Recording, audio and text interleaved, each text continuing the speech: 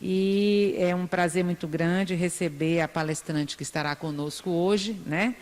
Além de toda a capacidade, uma simpatia de ser humano, e é a professora Luciana Oliveira. A professora Luciana é endocrinologista, ela é pós-doutora em endocrinologia, ela é professora associada da faculdade, da Universidade Federal da Bahia, e ela está coordenadora do ambulatório transexualizador do Hospital Universitário, do UPS-UFBA. E por conta de toda essa história bastante resumida, ela vai nos falar, com certeza brilhantemente, sobre a importância do atendimento multidisciplinar na atenção à saúde da pessoa transgênero. A professora Luciana vai falar aí mais ou menos uns 40 minutos, 45, deixando aí uns minutinhos para a discussão final, ok? Joia, obrigada, Adri. Obrigada pela apresentação. Obrigada, gente. Bom, vamos...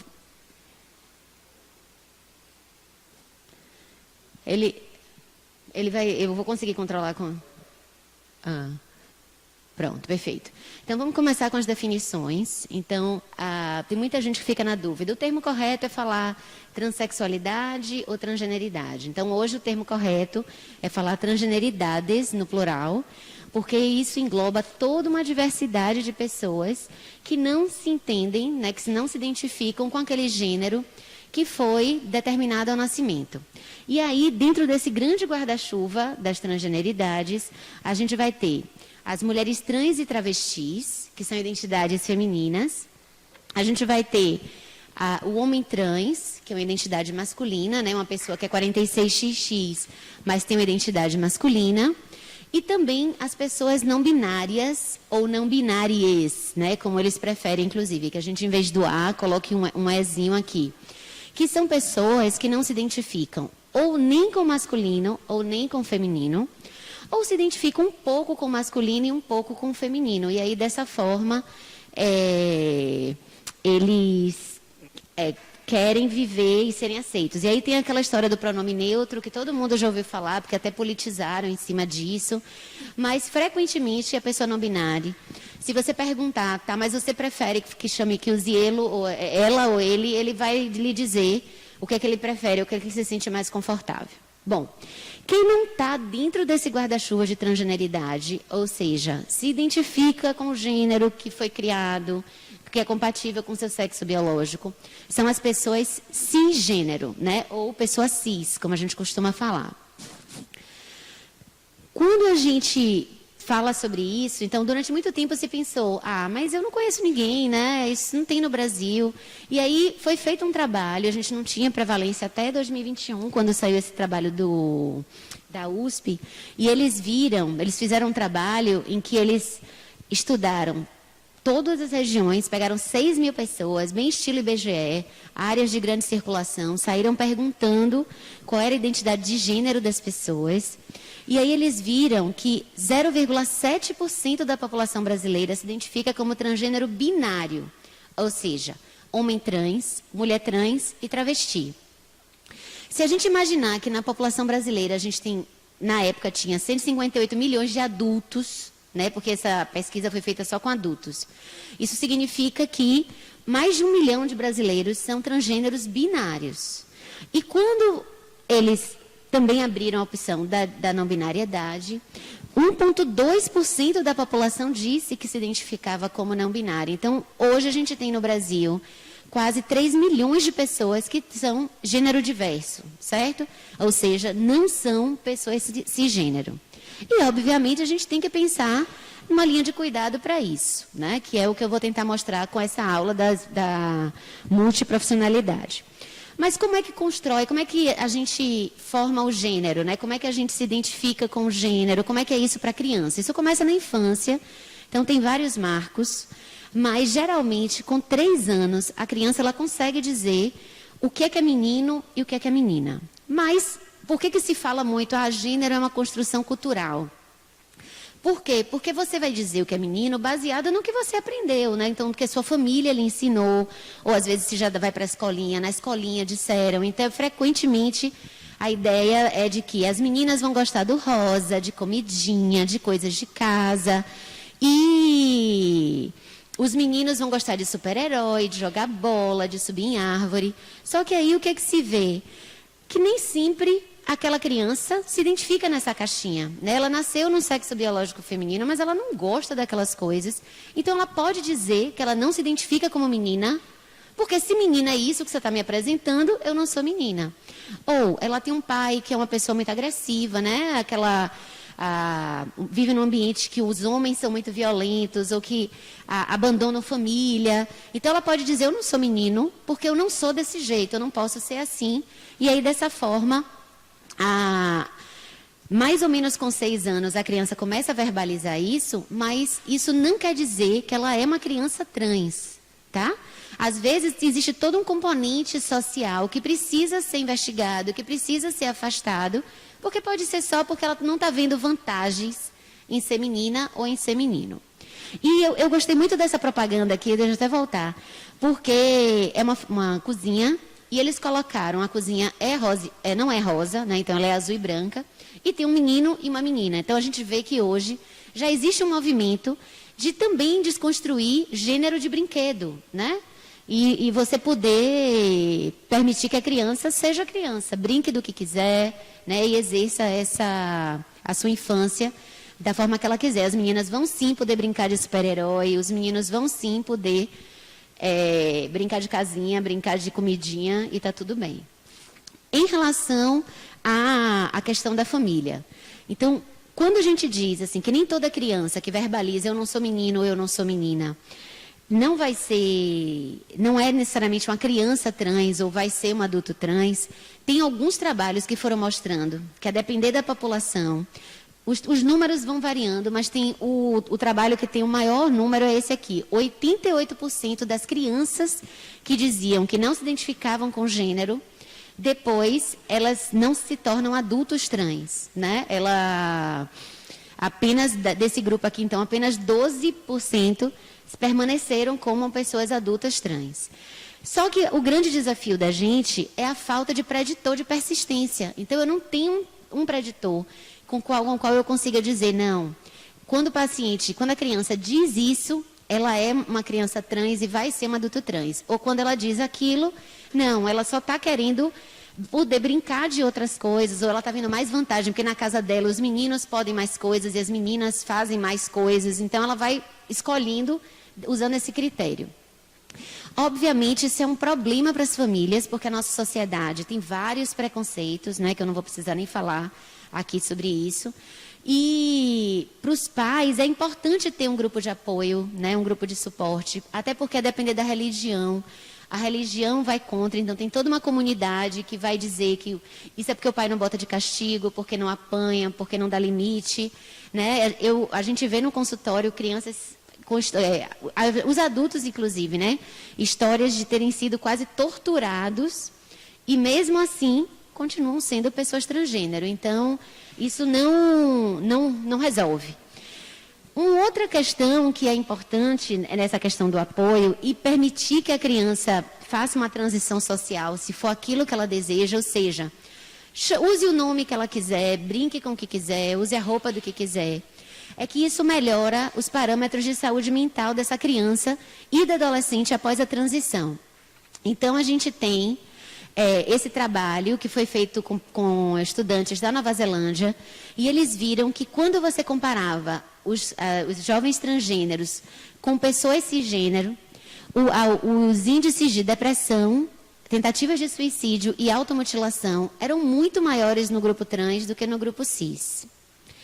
Mas quando você permitia que os adolescentes transicionassem, né, mesmo uma transição só social, isso já reduzia significativamente, e inclusive nesse trabalho, eles usam como controles não só crianças cis, ou adolescentes cis, mas adolescentes cis irmãos desses indivíduos. Por quê? Porque às vezes a questão da depressão, da ansiedade, tem um componente genético, mas também tem ambiental. Então, se elas sofrem abuso, espancamento, se passa fome, né? Todos esses fatores. Então, esse trabalho foi muito importante, porque eles usaram como controle os próprios irmãos, né? Bom, e esse é um dado do nosso ambulatório. A gente está acompanhando já os adolescentes, né? José Antônio, que está aqui na frente, ele é o endocrinopediatra que acompanha os adolescentes.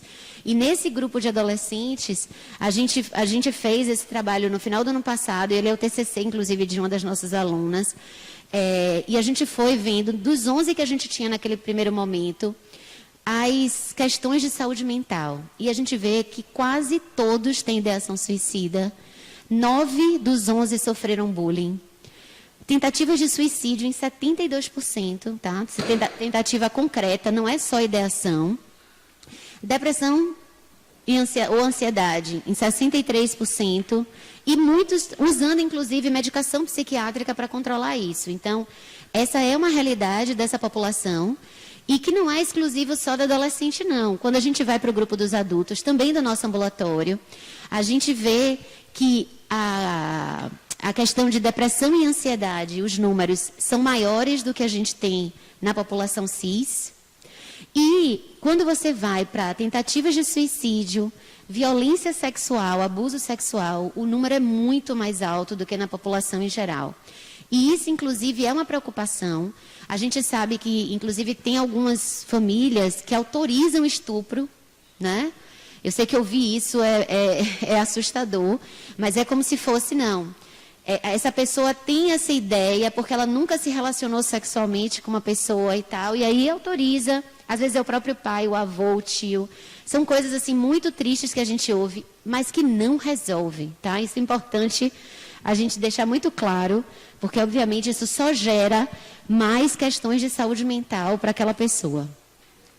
Bom, um dos fatores que me fizeram começar a trabalhar com a população trans foi que eu assistindo uma palestra, ouvi que a expectativa de vida dessa população média era de 35 anos. E aí eu falei, gente, como a expectativa de uma pessoa cis hoje é de 78, caminhando para os 80, né, 81, como é que a gente tem uma população que a expectativa de vida é de 35 anos? E assim, obviamente a principal causa de morte para essas pessoas é violência. Então, o Brasil é o país que mais mata pessoas trans. E tanto em números absolutos quanto percentualmente, tá? Porque tem gente que fala, não, mas mais mata porque o Brasil tem 200 milhões de pessoas. A gente tem países que tem bilhão, né? Mais de 1 bilhão de pessoas e o número deles é menor que o nosso. Então, é um problema muito importante. E também tem a questão das violências na própria família, na escola, né? Então, a pessoa ela não consegue completar, por exemplo, o estudo na escola, porque ela sofre bullying, e aí ela acaba abandonando essa escola precocemente. Aí ela vai para a prostituição, porque é uma forma de se sustentar, né, de gerar dinheiro para quem não tem formação, às vezes vai morar na rua. Então, tem várias questões que acabam resultando em morte dessas pessoas. O fator que eu entendi, que era o fator em que a gente poderia começar a interferir, era a questão do uso de hormônios por conta própria. Existe um mito, né, nas pessoas que quanto mais hormônio, melhor. Então, se eu tomar mais hormônio masculino, eu fico mais masculino, ou se eu tomar mais hormônio feminino, eu fico mais feminina. E não é verdade, né? Existe um potencial genético de um corpo, então a pessoa ela vai ter uma modificação dentro do que é previsto para o corpo dela. E quando você dá dose excessiva, você só aumenta o risco de efeito colateral. Então, não tem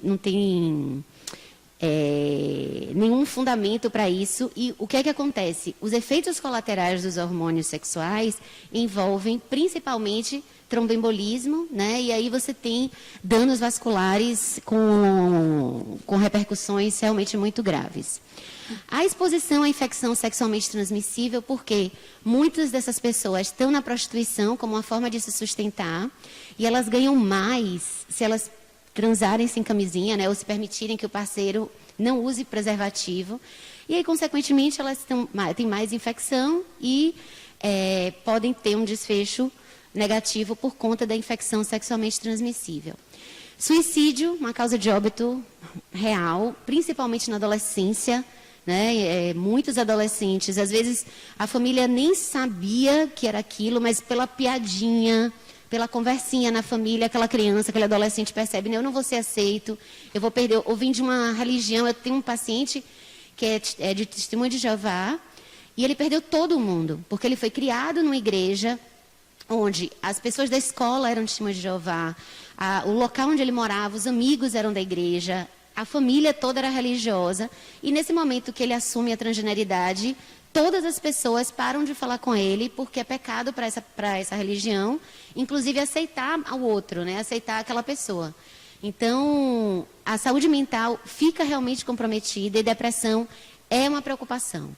A depressão também pode acontecer como efeito colateral da estrogenioterapia. Então, nas mulheres trans, é uma preocupação que a gente tem. Às vezes a pessoa chega dizendo, não, eu tenho depressão porque eu sou trans e porque meu corpo não transicionou. Se você me der o hormônio e eu transicionar melhor, o meu corpo ficar melhor, a depressão vai resolver. Não é assim, tá? Só baixar a testosterona, só se eu fizer um bloqueador de testosterona, já baixa o humor. Tá? Já baixa a energia, a pessoa já vai caminhando. Eu já tive paciente, inclusive, de ir para a ideação suicida só usando bloqueador. Eu nem tinha feito estradiol ainda. E se a gente fizer o estradiol, ou como elas fazem às vezes, doses altíssimas, isso pode ter uma repercussão ainda pior em termos de saúde mental. Disforia é um termo que vocês podem ouvir muito falar em relação à transgeneridade. Inclusive, na psiquiatria, eles são considerados como disforia de gênero, né? E disforia é um desconforto. Então, é uma pessoa que se sente desconfortável com alguma coisa relacionada ao gênero. Pode ser o nome civil, tá? Então, às vezes, a pessoa quer porque quer chamar pelo nome que está no RG, porque tem que ser assim, não quer respeitar o nome social. Só isso já gera um desconforto real para aquela pessoa. Fora disforias com o próprio corpo. Não é raro a gente ter paciente que toma banho no escuro para não ver o corpo, ou não lava a genitália para não tocar naquilo, porque aquilo não faz parte do seu corpo. O silicone industrial é um problema gravíssimo, porque, para quem nunca ouviu falar disso, o silicone industrial é aquele silicone que usa para polir pneu de carro, polir painel. E aí, há décadas atrás, as travestis entenderam que se elas injetassem aquilo no corpo e moldassem, aquilo iria enrijecer e daria a forma, né? Como a medicina não abraçava em relação às cirurgias plásticas, elas acharam esse outro jeito. Então, isso acaba sendo feito na casa de alguém, sem nenhuma técnica de asepsia, sem analgesia, tá? Não tem nenhum anestésico, não tem nada. É feito, assim, no seco. E a pessoa fica amarrada para poder o silicone não escorrer.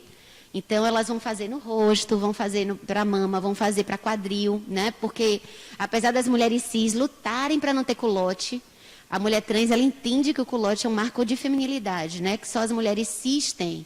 Então, elas vão dar um jeito de fazer parecer que tem um culotezinho ali. E isso é feito com silicone industrial. E a perda da fertilidade, na verdade, não é uma causa de morte, né? É um dano à saúde que vai sempre acontecer toda vez que a gente interferir com o funcionamento das gônadas. Então, na hora que você interrompe o desenvolvimento da gônada, ou você começa a dar o hormônio exógeno, o testículo e o ovário vão parando de funcionar, e a longo prazo o paciente vai entrar em infertilidade. A questão da baixa expectativa de vida não é um problema só nosso. Então, esse trabalho é uma coorte holandesa, né, que é o centro mais antigo, inclusive, que a gente tem. Eles têm 50 anos de segmento da população. E na Holanda, como é um país pequeno, esse é o centro que praticamente todo mundo vai, tá? Então, acho que é quase 90% da população holandesa que é transgênero vai para esse centro específico. E eles viram que realmente tem uma redução de expectativa de vida, né, de taxa de sobrevida, tanto das mulheres trans quanto dos homens trans, e que as principais causas de morte são o câncer de pulmão, doença cardiovascular, as doenças relacionadas ao HIV e suicídio. Ou seja, fatores que a gente tem como modificar, né, e garantir uma melhor saúde dessa população e, consequentemente, uma melhora da expectativa de vida, que é o nosso objetivo enquanto equipe tratando essas pessoas. Durante muito tempo, era ilegal na medicina interferir com pessoas trans, né, no sentido de modificações de corpos. Inclusive, tem um caso histórico na década de 70 de um cirurgião plástico que foi cassado, ele perdeu o CRM porque ele fez cirurgia numa pessoa trans, que é Farina. Mas em 97, o CFM publicou uma resolução que autorizava a cirurgia de redesignação, né, ela deixou de ser ilegal.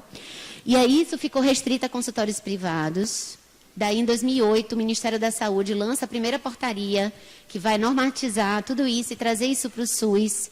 Essa portaria tinha várias falhas. Em 2013, ela foi revista e é a portaria que a gente tem até hoje continua com várias falhas e muito desatualizada, né, porque ela tem 10 anos já, mas é a portaria que a gente tem para seguir.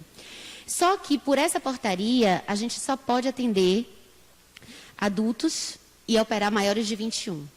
E ninguém se torna trans, né? Ou raramente a pessoa se torna trans ou se reconhece trans na idade adulta. Comumente eles começam a falar isso na adolescência, né? Quando criança. Então, era uma luta da endocrinologia a gente poder interferir de alguma forma, até porque a puberdade vai levar o corpo no sentido do sexo biológico e para aquela pessoa, para aquele adolescente, vai gerando mais disforia. Porque se você imaginar que é uma pessoa que se identifica como menino, e aí de repente a mama começa a crescer, começa a menstruar, começa a atrair a atenção de homens por verem aquele corpo. Então aquilo gera realmente um desconforto muito grande para essa pessoa. E em 2019, então, o CFM publicou uma resolução que modificou um pouco a nossa população-alvo. Então, nesse slide eu coloquei a diferença da portaria do SUS para a resolução do CFM. Pela portaria do SUS, a gente só atende maiores de 18 e opera os maiores de 21, mas pelo CFM eu posso operar a partir de 18 e a terapia hormonal eu posso bloquear a puberdade. Então, quem não é da medicina e que não, ou pelo menos não viu ainda o que são os estágios de Tanner, o estágio 2 é quando começa a puberdade. Então, quando aquele corpo aparece o brotinho mamário ou o testículo aumenta de volume, certo? Que são os marcos biológicos. E falar um pouquinho das pessoas não binárias também. A portaria do Ministério só prevê atendimento de pessoas binárias. E aí a gente começou a receber pessoas não binárias. Primeiro momento eu falei, gente, eu não sei nem o que lhe oferecer, porque os hormônios, a princípio, são binários. E hoje o que a gente entende, depois de já atender algumas pessoas, eles são minoria no ambulatório, a gente deve ter só uns 6 casos, somando os 2 serviços. É que eles querem tirar o marco biológico do corpo. Então, é aquela pessoa que tem mama, que tem um corpo feminino, mas ela quer mudar a voz, ela quer o pelo, ela quer a barba. Ou então é um corpo masculino, biologicamente, mas a pessoa quer a mama, quer a curva, quer ter uma outra modificação, mas a barba não incomoda. Então, como eu falei no início, né, do guarda-chuva da transgeneridade. Os não binários são aquelas pessoas que elas estão nem totalmente no masculino, nem totalmente no feminino. Muitos vão exercer isso só com roupa, né? Ou vão deixar a barba e usar maquiagem, ou vão usar uma roupa andrógena, né, que você olha, fica ali na dúvida. Mas alguns vão querer usar hormônio e a gente tem acolhido essas pessoas também. E o objetivo é fazer a pessoa se sentir bem, né? Se sentir autorrealizada, se sentir, melhorar o bem-estar psicológico. E eu posso usar hormônios, ou essa pessoa pode precisar de cirurgias, mas não tem um pacotinho, tá? Não é assim, homem trans tem que fazer tudo isso, mulher trans tem que fazer tudo isso. Vai depender de cada pessoa, de cada indivíduo, do que ele deseja. Hoje em Salvador a gente tem 2 centros, né? Eu comecei a atender no CEDAP em 2017, que é do estado, que é aqui no Garcia, que era um centro de referência para infecção sexualmente transmissível e HIV. E como eu falei, que é uma população que tem um percentual de infecção mais alto, então eles já atendiam essas pessoas lá, e aí montaram um serviço, e aí faltava um endócrino, a universidade me cedeu e eu comecei a atender lá. Mas é uma unidade no SUS, é uma unidade secundária, né? E em 2018 é que a gente inaugura o ambulatório daqui, que é um ambulatório habilitado pelo Ministério da Saúde, e aí eu passo a atender nos 2 lugares, né? Miralba, na época, era diretora do CEDAP, e eu liguei para ela, falei, Miralba, eu quero atender pessoas trans, o UPS não está habilitado ainda, você tem um serviço que atende pessoas trans e não tem endócrino, você não me quer? Não. E assim a gente começou essa parceria que já dura esses anos todos. Bom, uma das coisas, esse é um dado inclusive, que a gente está preparando para publicar do nosso grupo de pesquisa, tá? Os dados que forem nossos, do nosso grupinho, eu coloquei aqui embaixo como Endogen, que é o nome do grupo. A gente consegue ver que depois que a gente implantou os ambulatórios, o índice de automedicação caiu de forma importantíssima, né? Então, aqui o marco de 2018 é porque a gente pegou a implantação do ambulatório do UPS, porque aí agora, inclusive, a gente tinha medicação para fornecer, porque a farmácia do UPS fornece, como ela está dentro do protocolo do Ministério. E aí o que a gente vê? Que antes do ambulatório, as mulheres trans, quase 100%, 93% delas chegavam se automedicando, e depois da implantação do ambulatório, isso cai para 50%. E hoje, se a gente for ver, o percentual das que chegam se automedicando ainda está um pouco menor. O grande problema é que nem todo mundo sabe que o ambulatório existe. Até aqui no UPS mesmo, tem gente que não sabia, né? Então, a gente ainda precisa divulgar mais a existência do serviço. E em relação aos homens trans, os homens trans, o índice de automedicação já era menor, né, era 47%, mas hoje chega a 22%. Ou seja, a gente teve uma redução de automedicação só pela existência de serviços muito grande. E isso certamente tem um impacto, porque, para vocês terem uma ideia, eu tive paciente que chegava pegava uma cartela de anticoncepcional, batia no liquidificador, a cartela inteira com suco de laranja, tomava de uma vez, e junto com isso usava estradiol injetável, né, para tentar feminilizar o mais rápido possível. A gente entende que isso é o desespero da pessoa, né? Ela está tão desconfortável que ela quer modificar a qualquer custo. Mas é por isso que a sobrevida, a expectativa de vida também era muito baixa, porque muitas morriam nesse intervalo. O atendimento é sempre inter e multidisciplinar. E assim, a gente tem uma equipe mínima que a gente começou para ter essa habilitação, mas esse grupo tem crescido cada vez mais, né? A gente tem como acolhimento aqui no nosso serviço, quem faz é a enfermeira, que é Lara Chagas, que está aqui na frente.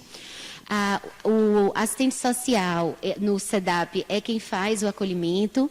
Daí a gente tem os profissionais de saúde mental, que a Ana Karina está aqui, e ela dá um apoio super importante, mas como a gente hoje só tem a Ana Karina como psicóloga, então a gente usa a rede. O SEDAP tem mais 4 psicólogas que ajudam, e aí tem Casarão da Diversidade, que fica no Pelourinho, tem o Centro de Referência LGBT no Rio Vermelho, que também dá um apoio, então a gente tem alguns outros profissionais. E depois eu vou mostrando, eu peguei as fotos das equipes que ajudam a gente. Coloquei endocrinologista em negrito aqui, porque eu sou endócrino, e geralmente nos centros que tem endocrinologista, o endócrino ele centraliza o cuidado, né? Então, todos os pacientes estão fazendo a hormonização, e aí a gente vai direcionando ou por efeito colateral ou por demanda do indivíduo, a depender da necessidade, né? Então, por exemplo, quando o indivíduo ele quer ter uma modificação de voz, a mulher trans, adulta, eu não consigo fazer uma modificação de voz, porque a laringe já cresceu, né? Ela já passou pela puberdade e a testosterona já fez a laringe crescer. E aí a gente lança esse desafio para o pessoal da Fono, para poder dar conta de ajudar a pessoa a aprender a falar, porque o timbre da voz dificilmente realmente vai ter uma modificação. A gente tem dermato por conta de efeito colateral, a testosterona dá muita acne, então a gente precisa desse apoio. Seria ótimo se a gente conseguisse também o laser para fazer a epilação, né, das meninas trans que têm pelo, e que serviria para as nossas hirsutas do ambulatório de endócrino, né, que a gente tem bastante, mas isso a gente ainda não tem no SUS. E tem as outras especialidades que aí também vão depender da demanda, da necessidade. Infectologias, frequentemente, né, mas é um serviço separado. A Infecto ela não atende junto com a gente. Bom, aqui é o fluxo de atendimento do UPS. O nosso ambulatório é um laboratório de demanda espontânea, tá? Não precisa de encaminhamento de nenhum lugar, até porque a gente entendeu que se dependesse de encaminhamento, podia ter a transfobia de um funcionário da unidade básica de saúde de dizer, não vou mandar. E isso impedia a pessoa de ser acolhida. Então, o paciente chega no guichê lá do Magalhães Neto, faz seu agendamento, é acolhido por Lara para fazer a triagem. O laudo psicológico, ele é uma exigência da portaria do Ministério. E apesar de muita gente discutir que é patologizante, mas eu preciso desse laudo, inclusive para saber o estado de saúde mental daquela pessoa. Porque, como eu mostrei para vocês, depressão eu posso piorar com a hormonização. Então, se a pessoa tem um quadro de depressão, ou se a pessoa tem um quadro de ansiedade, que ela não vai ter a coisa de usar a medicação na dose que eu prescrevi. Ou se é uma pessoa que é muito irritadiça, agressiva, é um homem trans, eu vou dar testosterona, isso vai piorar, isso vai aumentar. Então, saber a saúde mental daquela pessoa é importante. E aí, se não tiver, Lara encaminha para avaliação, ou se já tiver, ela encaminha e marca para a gente. A farmácia, daí a gente faz essa parceria porque eles fornecem as medicações, a gente não consegue fornecer todas que precisa, mas a gente já fornece quase todas aqui no UPS, mas só para os usuários daqui. E se a pessoa desejar cirurgia, daí ela vai precisar ter um acompanhamento psicológico por no mínimo 2 anos, né? E se o psicólogo achar que a pessoa está preparada, está pronta, ela é encaminhada para o procedimento cirúrgico. Se não achar, daí ela vai continuar sendo preparada pela equipe de psicologia até chegar no ponto de poder ser submetida à cirurgia. E se ela não desejar cirurgia, daí ela vai ficar sendo acompanhada por qualquer um dos outros ambulatórios dentro da demanda daquela pessoa. Bom, é importante falar de assistência integral à saúde, né? Direito ao nome social. Então, o nome social é uma lei, tá? Não é a gente que decide, eu não quero aceitar isso, eu não concordo, tá? É lei. Inclusive, o CPF pode ser feito em nome social, o cartão de banco pode ser feito em nome social. Então, os prontuários também podem. O nosso prontuário aqui, inclusive, tem o campo nome social. E quando você abre o prontuário, o nome que aparece é o nome que a pessoa quer ser chamada. Se tiver um nome, se por exemplo, eu como pessoa cis não tenho um nome social, aí aparece meu nome cis, mas meu nome civil. Mas se eu chegar lá e colocar um nome social, é esse nome que vai aparecer. Lembrar que a pessoa tem que ser vista como um todo, né? Então, condições de moradia, alimentação, vacinação, porque frequentemente essas pessoas não vão a médico, às vezes, desde adolescente, quando saíram das casas dos pais, ou não vão porque os ambientes de saúde eram muito transfóbicos, muita gente assim na recepção, na portaria, até os próprios médicos, né, não respeitam o nome social, então isso afastava muito as pessoas da atenção à saúde. E lembrar que o homem trans, ele tem vagina, ele precisa sim de ginecologista. A gente tem uma parceria aqui no UPS e eles têm um horário separado para eles, né, no final do turno. Alguns deles já estão gestando e eles precisam de acompanhamento obstétrico. A gente já tem alguns casais que tiveram filhos, né, e então foi o homem trans que pariu. Para as mulheres trans, lembrar que elas precisam de acompanhamento de PSA, de rastreio de câncer, apesar do risco diminuir por conta de baixar a testosterona, mas ela tem próstata, então a gente precisa ficar prestando atenção em relação a isso. E o processo transexualizador, que é esse processo que é o nome da portaria, em que você usa hormônio ou cirurgia, e aí vai depender, então, da vontade da pessoa. Em linhas gerais, para os homens, o que a gente tem para oferecer é testosterona. O objetivo é manter a testosterona dentro da faixa de normalidade dos homens cis, tá? Eu não preciso de níveis altos de testosterona para virilizar. E, se for adolescente, a gente só vai fazer bloqueio de eixo, né? Sempre com a autorização dos pais. A gente entende que, por questão social, às vezes aquele adolescente ele não está na casa dos pais, está morando na rua, mas a gente não vai acolher uma pessoa sem o responsável, porque a assistência médica precisa, né, pressupõe que você tenha um responsável legal por aquela pessoa. Então, ou a justiça emancipa, faz o que for necessário, mas por enquanto a gente só está atendendo com autorização dos pais, todo mundo assinando o termo de consentimento e o adolescente o termo de assentimento, né, quer dizer que ele concorda com o que os pais autorizaram para ele. Os meninos trans, ocorrem várias modificações no corpo de virilização. A menstruação geralmente suspende na 2ª ou 3ª dose, mas as mudanças de voz, pelo, redução de mama, tudo isso aqui vai depender da genética da pessoa. Então, tem gente que quer aquela barba perfeita, né, que está super na moda, mas não é, nem todo homem cis tem essa barba e nem todo homem trans vai ter, tá? Não é mudar o tipo de testosterona ou dar uma dose mais alta que vai ajudar nisso, tá? É da genética da pessoa mesmo. Há uma modificação da libido, uma redistribuição de gordura, então geralmente a gordura passa a ser mais abdominal, consequentemente isso aumenta os riscos metabólicos, porque é gordura visceral. Então, tem como efeito colateral as questões de síndrome metabólica, né, eritrocitose, são vários efeitos colaterais que a gente vai acompanhando com exames periódicos para evitar um desfecho negativo.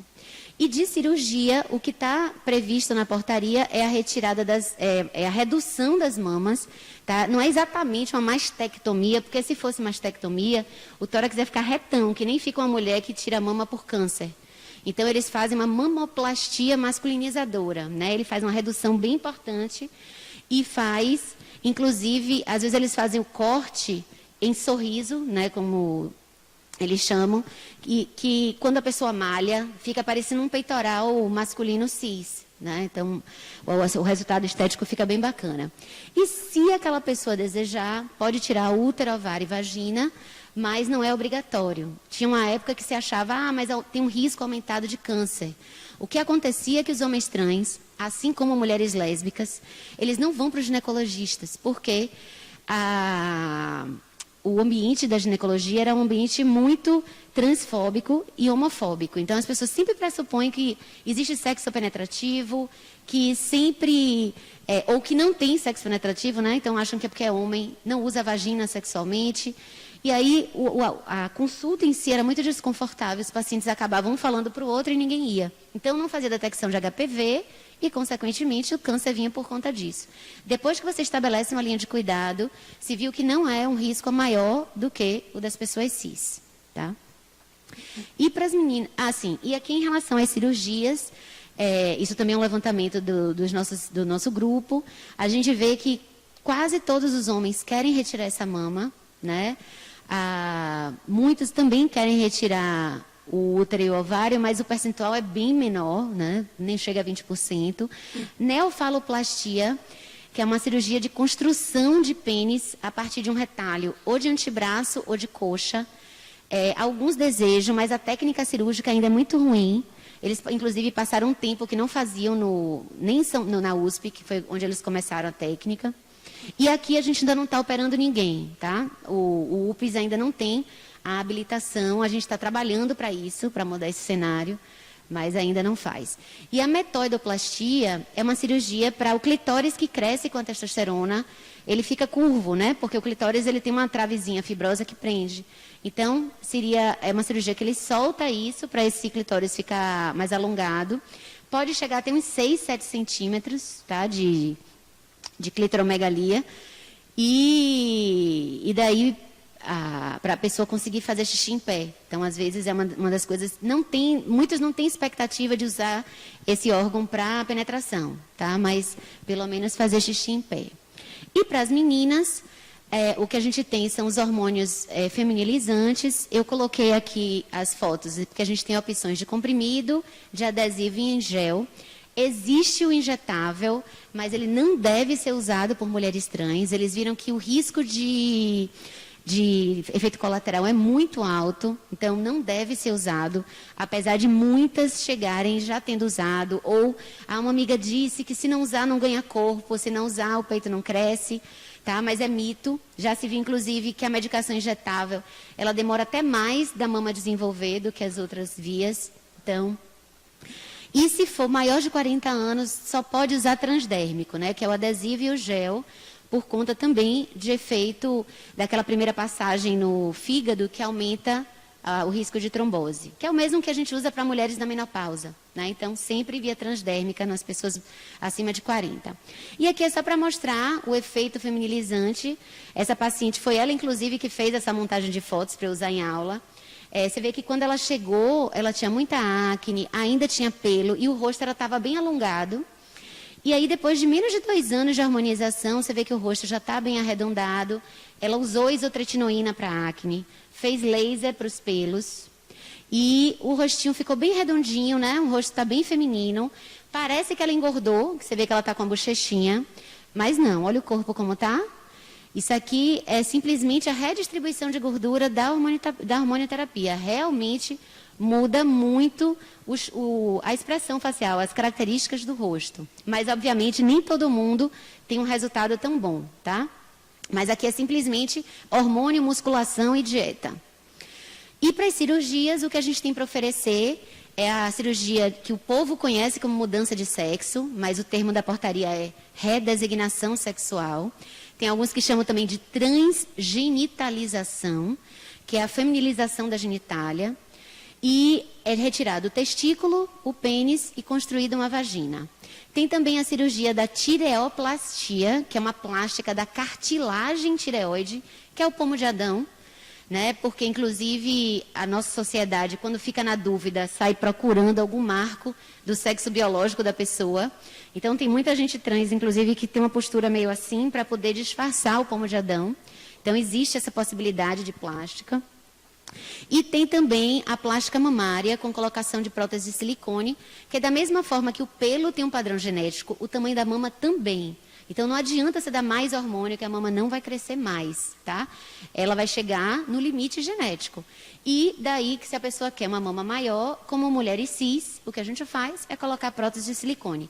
E essa é uma das exceções da cirurgia de prótese de silicone que faz no SUS, né? Porque habitualmente é uma cirurgia estética e que não é autorizada a ser feita pelo SUS.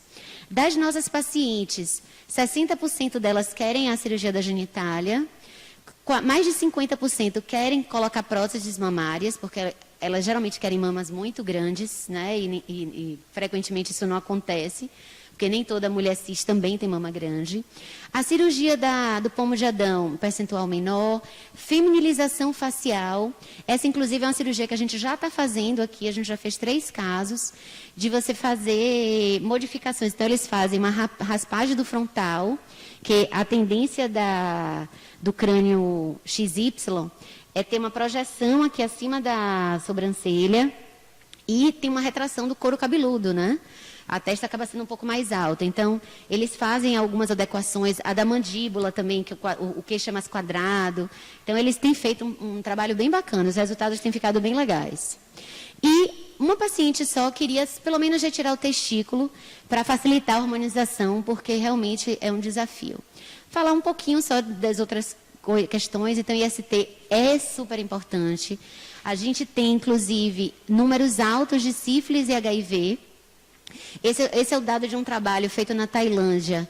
E o índice de co-infecção, HIV e sífilis, chega a quase 60% lá. E além das outras infecções sexualmente transmissíveis, né? E aí, vamos. Aqui. E aí, uma aluna de TCC de Miralba fez esse trabalho, que defendeu agora no último semestre, e ela foi vendo a positividade do teste rápido de HIV. Esse é um trabalho feito só no CEDAP, tá? Não incluía a população do UPS, mas quase 30% das pessoas, das mulheres trans, tá? Era um trabalho feito com mulheres trans. Esses trabalhos, esses dados, alguns deles também só tinham dados de mulheres trans. Quase 30% tinham teste rápido positivo para HIV, tinha o teste rápido para sífilis positivo, e quando você chegava para ver o VDRL, 30% deles tiveram ambos os testes positivos, mostrando infecção ativa, né? Isso é importantíssimo da gente falar com essa população, né? Até porque muitas fazem o sexo químico, que é o sexo sob ação de droga, e aí nesse momento a pessoa realmente não usa preservativo, né? Não se protege. Muita gente não sabe que existe a PEP, que é uma profilaxia pós-infecção, que é pró-HIV. E hoje a gente já tem a PrEP, que é uma profilaxia pré-exposição. É só para HIV, mas já ajuda, né? Se uma pessoa que não vai usar preservativo de jeito nenhum, ela toma antes da relação e depois 24 e 48 horas depois, tem um esquema que o infectologista prescreve, bonitinho, faz o acompanhamento com o infectologista, Mas, dessa forma, eles viram que tem uma redução super significativa na infecção pelo HIV, né? Se é aquela pessoa que não vai mesmo usar preservativo, é uma alternativa. E esse dado aqui é para mostrar que escolaridade importa sim em IST. Por quê? Porque eles fizeram... esse é um trabalho feito na USP com mulheres trans e viram que quanto maior a escolaridade, ou seja, quanto mais anos de escola a pessoa tem, o risco de ser HIV positivo ou negativo é diferente. Então, as mulheres que tinham melhor escolaridade eram HIV negativas. E nesse mesmo estudo, eles viram que muitas dessas meninas que tinham baixa escolaridade, elas tinham abandonado a escola por agressão física e agressão verbal, o que é o bullying, né? Então, é um dado muito significativo que a gente precisa interferir de alguma forma, né? Aqui é para mostrar essas imagens, eu trouxe de uma revista de cirurgia plástica, que são pessoas cis, tá? Eu, inclusive, por capricho, trouxe para... O uso do silicone industrial é muito associado à imagem da pessoa trans, mas esse aqui é um dado de pessoas cis que usam para mudar a forma, né? Eu já vi para colocar em bíceps, fazer o peitoral masculino, para colocar no trapézio, né? Para ficar mais forte, parecer mais forte. E, obviamente, tem muitos efeitos colaterais. Ele não é inerte no corpo humano, pode comprimir estruturas importantes, pode pegar um vaso e fazer uma embolia por silicone. É uma tragédia. E aí, mensagens para casa, né, para concluir, a gente tem que quase 2% da população brasileira é transgênero, né? Tem uma expectativa de vida absurdamente menor que a população cis. E o fato de a gente ter centros de atenção reduz vários parâmetros de dano à saúde, né? Inclusive a automedicação, que é uma causa de dano à saúde. Quase todas as pessoas trans querem ser submetidas a alguma cirurgia, né? Então a gente tem corrido atrás, lutado, e agora essa nova gestão do UPS tem sido uma super parceira para a gente conseguir habilitação agora hospitalar para fazer as cirurgias. A saúde mental, ela tem que ser foco de política pública, porque a gente precisa modificar isso, né, para evitar mortes por suicídio e o adoecimento mental, que a gente vê que tem toda uma geração que está sendo acometida. E o atendimento sempre por equipe multidisciplinar, né, para que você consiga realmente prestar uma atenção integral à saúde. Aí eu trouxe aqui as fotos da nossa equipe. Então, essa sou eu, que coordeno o ambulatório. Daí, José Antônio, que é o nosso endocrinopediatra, que acolhe os adolescentes. E a gente é parceiro de vários outros ambulatórios. Nós temos Lara, que é a nossa enfermeira, que faz o acolhimento. E a equipe de saúde mental, Ana Karina, é a psicóloga, e Paula Dione é a psiquiatra, que tem atendido agora os nossos pacientes. Antes era Larissa Freitas, mas aí ela, ano passado, trocou. A equipe da farmácia, que atende as pessoas, também tem feito um trabalho super bacana. Léo é o chefe, né, o Leonardo Kister, que é o chefe da farmácia. E eu fico, Léo, eu preciso disso, Léo, eu preciso daquilo, e ele tem realmente me dado um super apoio. E Tana Passos, que é a nossa ginecologista aqui da faculdade, do UPS. Luiz Hidaltro é a dermato, que está acompanhando os homens trans. A equipe de fono, a gente tem Malu, que está aqui, e Gabriel Cabral, que é um extensionista, né, um fonoaudiólogo, que está ligado ao nosso ambulatório por um projeto de extensão. O Birajara Uro, ele já faz as cirurgias, todos os cirurgiões que eu vou mostrar fazem cirurgias fora daqui, e a gente está trabalhando para começar que eles operem aqui também. Valber e Felipe Góes, da cirurgia plástica, né, que eles operaram, inclusive, um homem trans em dezembro, que foi judicializado, e aí a gente está querendo aproveitar, e agora passou boi, passou boiada, né? Então, vamos ver se eu consigo mais. E a equipe de cirurgia bucomaxilo, né, Liliane, inclusive, é professora da medicina, do eixo ético-humanístico, e Roberto é da Faculdade de Odonto. Eles têm feito a feminilização facial das pessoas. E aqui é o nosso grupo de pesquisa, né? Então, aqui a gente tem Luísa, Rafaela, Nath, né, Natália, Rayan, João, Arthur, Karen, Felipe e Lorena, que está ali em cima. Bom, era isso que eu tinha para falar. Meu e-mail, Instagram, obrigada.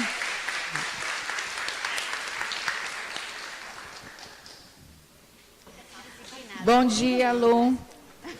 quantos pacientes vocês têm já no ambulatório? Olha, no nosso ambulatório do UPS, de atendimentos, a gente tem mais de 280.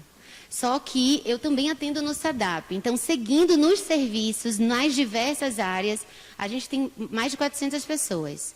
Só que alguns vêm com acompanhamento regular, outros vieram uma vez e deixaram de vir, né? Então, porque esse, inclusive, tem sido um dos nossos problemas. Se 2% da população baiana vier me ver, não tem Luciana para todo mundo, né? Então, as residentes são super parceiras e, inclusive, o objetivo de colocar as residentes atendendo é formar a nova geração que vai atender nos consultórios e a gente já tem 4 gerações de residentes que saíram e passaram pelo ambulatório, mas, mesmo assim, a gente não consegue absorver tanta gente. Então, eu imagino que serão pacientes crônicos por toda a vida, né? Sim. A ideia, a gente já está fazendo capacitação das unidades básicas de saúde, porque a minha ideia é aquela pessoa que eu já otimizei a harmonização, eu encaminho para a unidade básica, porque aí é só manutenção, né? Eles podem manter a questão das receitas, eu digo quais são os exames de regular, e a gente tem feito muito essa parceria pelo Telesaúde, de quando a unidade básica de saúde ela tem uma dúvida, ela acessa o UPS, a gente pode construir uma coisa nessa linha, porque eu não vou ter como absorver tanta gente no ambulatório, nem aqui, nem no SADAP, né? E como é o cenário no Brasil, né, desse tipo de serviço, você tem ideia? Sim, tenho. Tem um trabalho de mestrado do Rio, que eles viram que praticamente em todos os estados da União existe alguém que atende trans. Só que quando você vai para os habilitados pelo Ministério da Saúde, e aí você vai ter o recurso para comprar medicação e a garantia de que você tem uma equipe com boa formação e multidisciplinar, não chega a 20, né? E alguns estados têm vários, tem 2 serviços habilitados. E quando você vai para a cirurgia, só tem 5. Quando a portaria surgiu em 2013, tinham 4, que é a USP de São Paulo, capital, Goiânia, Rio Grande do Sul e o IED, e a UERJ, né, no Rio de Janeiro. E aí agora, tem poucos anos que a Federal de Pernambuco habilitou. E aí, então, o porquê que tão poucos centros estão habilitados? Porque a gente, inclusive, quando eu escrevi o projeto, em 2016, eu escrevi para os 2, para ambulatório e hospitalar, que são as cirurgias. E a gente não recebeu naquele momento, mas o UPS tinha umas pendências com vigilância sanitária, né, tinha umas coisas aí. Então, agora a gente o UPS já melhorou algumas coisas, algumas das demandas, então a gente está agora voltando para correr atrás dessa habilitação. Só que com 5 centros no Brasil, as filas são imensas, inclusive fechadas. A USP fechou porque eles tinham mais de 5 anos de fila de espera. Então, a USP fechou, a Federal de Pernambuco, que foi a que abriu por último. Eu entrei em contato, até porque tinha uma demanda da Defensoria Pública, e eu queria saber se eu podia, pelo menos, mandar um TFD para eles acolherem lá. A fila deles também já está fechada. Então, realmente, o cenário é muito ruim em termos de número de serviços. Mas parabéns pelo trabalho. Obrigada. Precisamos de você. Obrigada. Mais alguma dúvida? Diga. Se parece que você tem que gritar. Ou... Nada. Vai pensando aí. Alguém mais... Aqui. Pode falar. Eu só fiquei numa dúvida que a senhora tinha falado no início, né, que o bloqueio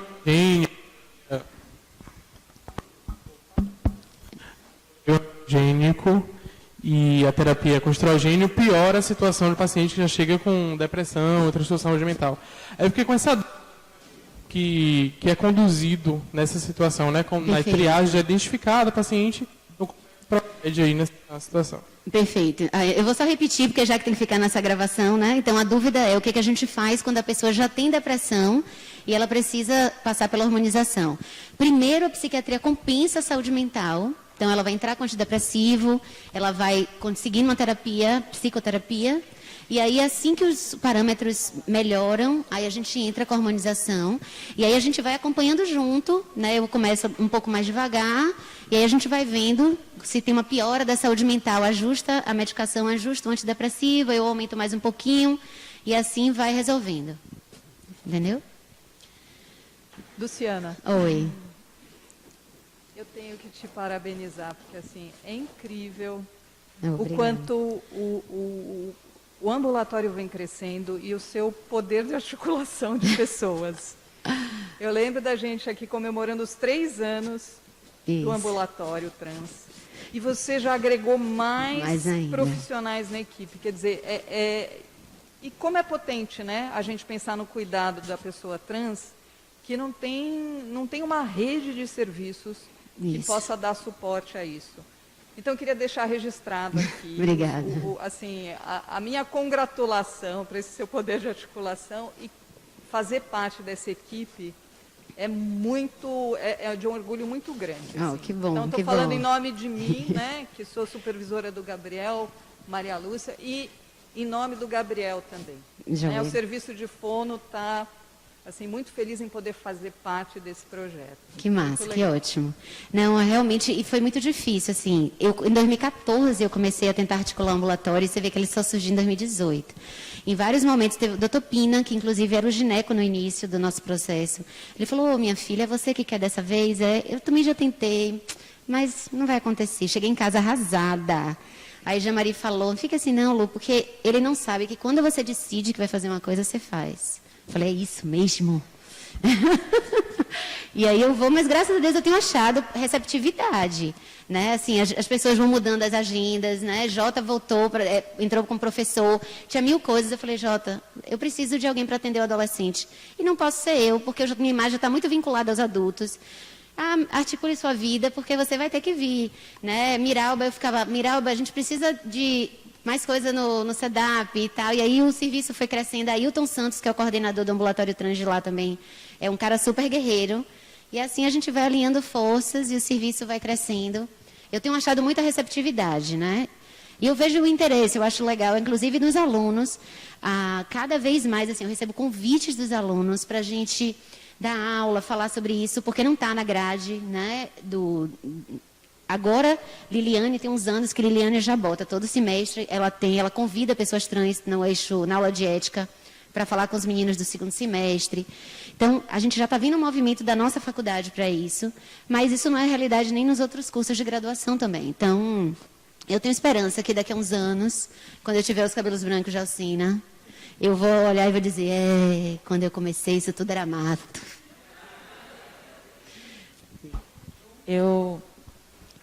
Com licença. Eu quero parabenizar também. Conheci a senhora como professora de fisiologia há anos. Isso. E conheci o trabalho porque passou no jornal, gente. Assim, eu falei, olha, minha professora. E realmente era quando tudo era mato. Inclusive, a minha turma formou, né, semestre passado. Todo mundo até hoje conhece a senhora e parabeniza muito. Então, em nome da minha turma, estou aqui. Mesmo que de longe acompanhando, eu estou muito feliz. Obrigada. Sinceramente, eu muito feliz. Porque eu vou me formar como fono e entendo a necessidade e realmente o avanço que a senhora fez aqui com toda a equipe, né? Entender que realmente foi uma construção e está sendo uma construção. Então, gostaria de parabenizar, porque não é todo mundo que trabalha, e o amor que a senhora tem por isso. Então, muito obrigada por tudo. de Obrigada. verdade. Eu passo.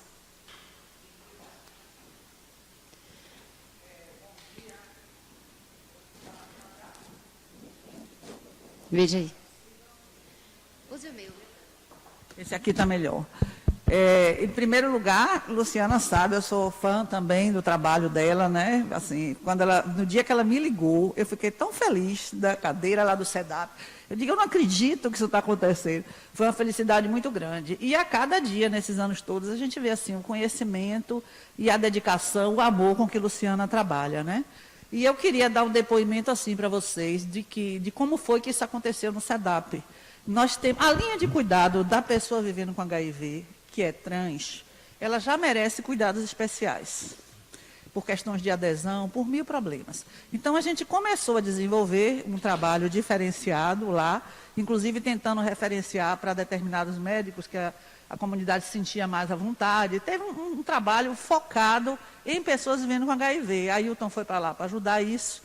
E aí, por conta dessa afinidade, talvez, com essa linguagem, com a população, começaram a chegar pedidos para coisas extras, que não eram IST, mas que precisavam ser vistas. Eu me lembro bem, assim, de um homem trans de 40 anos de idade, que nunca tinha ido a um ginecologista. Casos, assim, marcantes que você vai vendo, né? Pessoas com transformações corporais e que não tinham o menor local de atendimento. E o depoimento dessas pessoas me chocava muito, porque era uma realidade que eu desconhecia.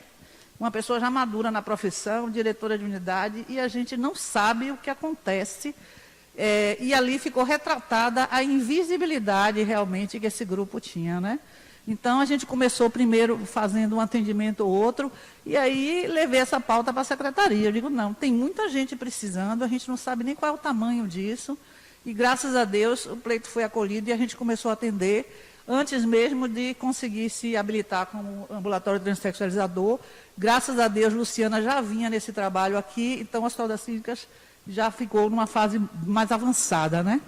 Mas, assim, foi uma transformação muito grande. Eu digo até que da minha gestão foi uma das coisas que eu mais gostei de fazer, porque foi oportunizar um atendimento a quem estava sem nenhuma chance. Foi um ano muito marcante, né? Acho que Lu se lembra dessa fase, né? Então, muito obrigada a você por tudo que eu tenho vivido e aprendido também sobre a sua liderança, né? Porque é mais uma área sua. E espero que a gente consiga crescer, que consiga implementar a PrEP nessa população. Agora, o desafio do infectologista é aumentar a PrEP, aumentar a vigilância das infecções sexualmente transmissíveis, né? Nós temos uma pauta específica, que, assim, em toda a política do SUS, está muito focada na população transgênero. Obrigada. Parabéns de novo. Gente, obrigada. Obrigada. Realmente, PrEP é uma necessidade, porque tem paciente que quer e não consegue, o lugar, pois é. Bom, acho que é isso. Eu penso, posso encerrar? Você quer encerrar? Muito obrigada, gente, por terem vindo, né? Obrigada pelo interesse. E o ambulatório é sexta-feira à tarde, estamos de portas abertas para receber, encaminhar pacientes, se querem tirar dúvida, né? Nós estamos lá no 5A Laranja.